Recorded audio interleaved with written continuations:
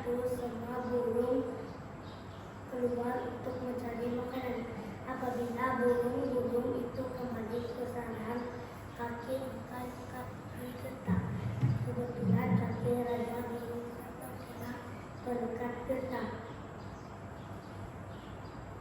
bahwa bertenang jika esok pagi pemikat burung itu datang, kita mesti pura-pura mati.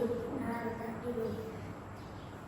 Pasti dia akan mendapatkan kita karena tidak mau makan bangkai.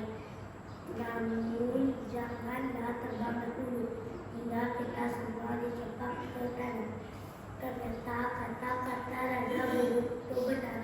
Akhirnya mereka bebas lalu berpindah ke tempat lain.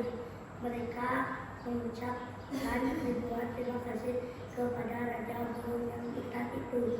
Daripada cerita ini kita belajar bahwa pemimpin yang baik akan sekali. Sekian, terima kasih.